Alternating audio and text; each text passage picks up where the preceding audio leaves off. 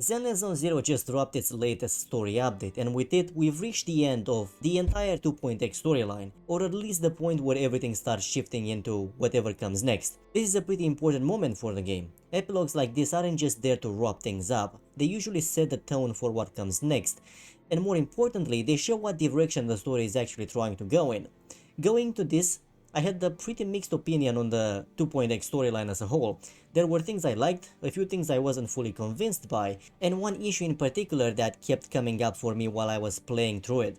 It didn't ruin the experience, but it always felt like something was slightly off. So naturally, I was more curious than anything when this epilogue dropped, not just about how they were going to end this arc, but whether they would actually address some of those issues, or just carry them forward into the next part of the story. Now that I finished it, I gotta say, I'm pretty impressed. It's not just about what happens in the epilogue itself, it's more about what it represents for the story as a whole. There is a sense that things are starting to come together, like the game is becoming more confident in what it wants to do. And it actually made me look back at the entire 2.x storyline a bit differently. So in this video, I want to go through that step by step. First, I'll talk about the main issue I had with the 2.x narrative and how I see it now. Then we'll get into the epilogue itself, what works and what stood out to me. And finally, I want to zoom out a bit and talk about something broader. Why Zenless Zone Zero is, at least for me right now, the only HoYoverse game I'm still actively playing. At this point, I don't think that's just a coincidence. Before we get into the epilogue itself, I want to take a step back and talk about the 2.x storyline as a whole, because there's one thing that kept bothering me throughout most of it, and it has to do with the protagonist and what it actually means for them to be proxies. At the start of the game, that identity comes with a very clear expectation. Proxies are supposed to operate in the shadows. They're not just freelancers or problem solvers. They exist outside the system. They work around the law, not within it, and that naturally creates a certain kind of story. Something a bit more grounded, a bit more secretive, where information matters and exposure actually carries weight. That's the direction the game seemed to promise early on. Then we move into the 2.x storyline and that tone shifts quite a bit. It's not that the game forgets what proxies are, there are explanations for why things play out the way they do, and from a writing standpoint it still makes sense. Nothing here feels random or poorly thought out. The issue, at least for me, is more about how that identity is presented moving forward. It starts to feel like that sense of secrecy just isn't as important anymore. More and more characters either know who they are or interact with them in a way where that hidden identity doesn't really carry the same weight. And again, I don't have a problem with characters finding out, some of those moments were actually handled really well, especially the ones tied to the more official side of things. The reactions felt natural and those scenes worked. The problem is what comes after that. Once that line is crossed, the story doesn't really go back to that original tension. Instead it leans into a different direction, one where the protagonists feel much more integrated into the world rather than operating on the edge of it. And that's where the disconnect comes from. It's not bad writing, it's just not the same kind of story that was initially set up. And at that time, that change didn't really sit right with me, mostly because it felt like they already had something strong going and didn't necessarily need to shift away from it. But now, after going through the entire 2.x storyline and reaching this point, my perspective on it has changed a bit. I've had time to get used to this direction, and more importantly, the story itself had had time to build around it. So even if it's different from what I expected at the beginning, it still works within the context of what the game is doing now. I still think the original premise could have led to some really interesting directions. That more secretive underground angle had a lot of potential, but at the same time this approach can work too. At this point it really comes down to commitment. If this is the direction the story wants to take, then it needs to fully lean into it and keep building on it going forward. And after this epilogue, I'm a lot more confident that they actually will. Now, getting into the epilogue itself, this is what I was actually pleasantly surprised. I've talked about in some of my recent videos about how games like Wuthering Waves and Girls Frontline 2 have been steadily improving their storytelling. It's something that really stood out to me recently. And after playing through this epilogue, it feels like Zenless Zone Zero has quietly been doing the same thing, it just wasn't as obvious. With those other games, the improvement felt more immediate, more noticeable. Here it feels like something that's been building in the background for a while, and this epilogue is where it finally comes together. It really feels like the game has found a kind of sweet spot, and if they build from here, there's a lot of room for the story to grow into something much stronger. And that's always good to see, especially in gacha games where storytelling tends to be one of the weaker areas. One thing that stood out to me right away is how focused this episode is on the protagonists. That's actually pretty rare for this genre. If you've been watching my channel for a while, you probably already know how I feel about gacha protagonists in general. I'm not a fan of the self-insert approach, and most games lean heavily into that. Zenless Zone Zero never really had that problem to the same extent, but even then it feels like a clear step forward. The protagonist felt much more central here. We got more hints about who they are, where they fit into the story, and even though a lot of it is still vague, it's clear the game is starting to build around them more deliberately, and I really hope this isn't just a one-time thing, because if you have a defined protagonist, the story benefits a lot from actually committing to that. Another thing I liked was how they handled the cast. We got returning characters like the Sons of Calidan and the Cunning Hares, who haven't had much presence recently, so it was nice to see them again. In a game with a large roster like this, it's not always easy to bring characters back in a way that feels meaningful. What surprised me is how natural it all felt. Even with a mix of returning characters and new ones being introduced, nothing really felt forced. Everyone fits into the episode in a way that makes sense, and considering this is a relatively short epilogue, that's actually pretty impressive. This is something I've mentioned before when talking about other games. Keeping multiple characters relevant in the same episode without feeling messy is not easy, and here they handled it really well. On top of that, we also get introduced to a few new characters who are clearly being set up for what comes next. There's still a lot we don't know about them, which is expected at this point, but they're introduced in a way that creates interest without feeling rushed. It feels like setup, but it doesn't feel empty, and that's important, especially this close to a major transition into the next storyline. So overall, I ended up enjoying this a lot more than I expected.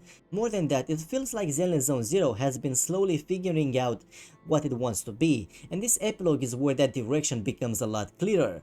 This is what the story should feel like moving forward. Now, going into the 3.x storyline, this is where things can really go either way. These major transitions are always turning points. If they build on what they've established here, especially the way they're handling the protagonist and the overall direction of the story, then this could be a very strong step forward. If they reset things again and try to shift direction too much, that's where things could start to fall apart. So for now, it feels like the game is in a really good position. There's a clear opportunity here for it to stand out, especially if it continues leaning into a more protagonist-focused narrative, which is something most gacha games still struggle with. Now it's just a matter of whether they follow through on this direction. Before getting into this, a quick disclaimer. I know some people are going to bring it up, but I haven't played Honkai Impact the 3rd enough to give a proper opinion on it, so I'm only going to talk about the 3 games I've actually spent a lot of time with: Genshin Impact, Honkai Star Rail, and Zenless Zone Zero. Starting with Genshin Impact, I spent over 5 years playing that game, so stepping away from it wasn't exactly easy. And to be clear, I don't think it's a bad story. The issue for me comes from how it's structured. It's very straightforward. On its own, that's not a problem, plenty of great stories are. The issue is how that kind of structure works in a gacha game that's meant to unfold over many years. When the story follows a very direct path, it takes a long time for anything to truly pay off. You keep moving forward, but the big moments feel very far away, and the pacing starts to drag because of it. That's where it starts to lose me. And when you combine that with a more self-insert style protagonist, it becomes harder for the story to carry emotional weight over that long period of time. I've heard it's improved recently, which makes sense. Eventually those long setups are going to start paying off, but that also highlights the core issue. No story should take years just to get to the part where it really starts to feel rewarding. Now on the other side we have Honkai Star Rail, and interestingly it has almost the opposite problem. Where Genshin feels too straightforward, Star Rail feels too abstract. There are a lot of ideas, a lot of concepts, a lot of different narrative directions happening at the same time, and while that can be interesting, it ends up feeling unfocused. The story doesn't always feel grounded in a clear direction, even though the overall premise is actually really strong. Even now, I still think Star Rail has one of the most interesting settings in the genre. That whole space journey concept has a lot of potential. The problem is that it doesn't stay anchored to it. It tries to do too much at once, and instead of building on a strong foundation, it spreads itself across too many ideas, and over time that just makes the narrative feel messy. Now when we look at Zenless Zone Zero, this is where the difference becomes very clear. It feels like it understands what it wants to be. It's more grounded, it stays within its own framework, the story doesn't feel like it's dragging things out for years just to reach a payoff. And it doesn't feel like it's constantly jumping between too many abstract ideas either. It sits somewhere in the middle, and that balance works really well. Everything feels more contained, more focused, and because of that the narrative feels more consistent. It doesn't fight against its own structure, and that's the main reason I'm still playing it. Out of these three, it's the one that feels most confident in its identity. It knows what kind of story it wants to tell, and more importantly, it sticks to it. And right now, especially after this epilogue, it feels like that identity is only getting stronger. So when we take all of this together, I don't think this epilogue is just a good ending to the 2.x storyline, it feels like a real turning point. Up until now, Zenless Zone Zero has been in that phase where it's still figuring itself out. You could see the ideas, you could see the potential, but it doesn't always feel fully settled in what kind of story it wanted to tell. There were moments where it leaned in one direction, then pulled back, then tried something slightly different. Now it feels a lot more consistent.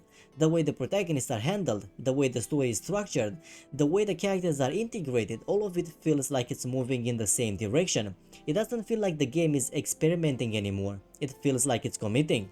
And that's a big difference, because once a story reaches that point, it becomes much easier to build on it.